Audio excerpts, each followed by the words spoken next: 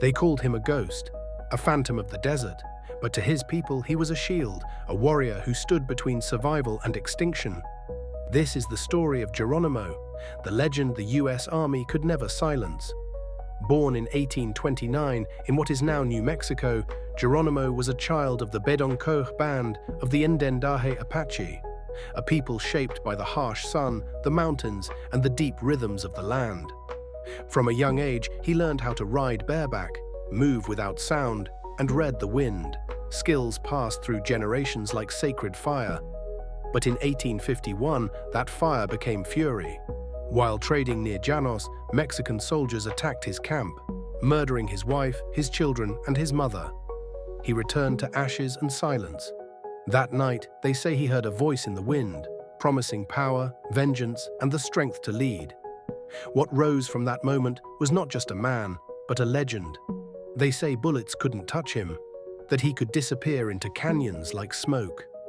As both a fierce war leader and a respected medicine man, Gerónimo was believed to carry protection from the spirits, feared not just by enemies, but whispered about by allies. Throughout the 1850s and 60s, he led raids across the Southwest, striking at night, vanishing by dawn. With fewer men and fewer weapons, he relied on the land itself as his ally.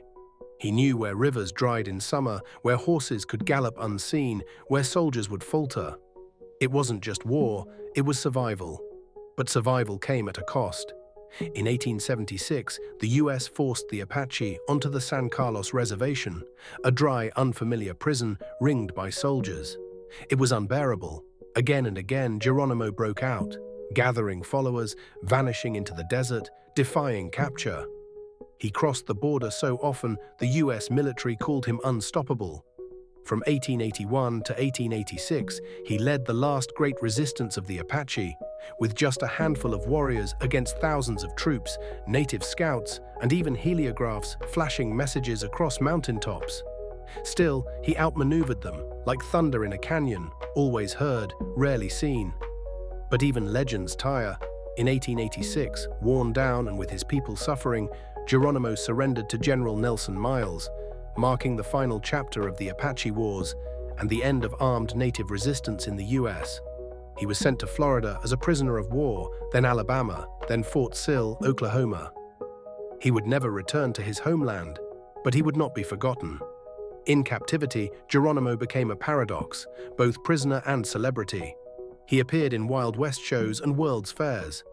He even rode in President Roosevelt's inaugural parade in 1905, dressed not in chains but in pride. Still, the land he fought for remained out of reach. In his final years, he dictated his autobiography, a rare window into Apache belief, loss, and resistance. When he died in 1909, he was still held as a prisoner of war. But death couldn't bury his spirit. Gerónimo became more than a man. He became a symbol of resistance, of injustice, of what it means to fight for your people even when the world calls you the enemy. And maybe that's why his name still echoes in military chants, even today. Not as a warning, but as a whisper of defiance. So why do we celebrate the ones who conquered and forget the ones who endured? Subscribe if you believe their stories deserve more than silence.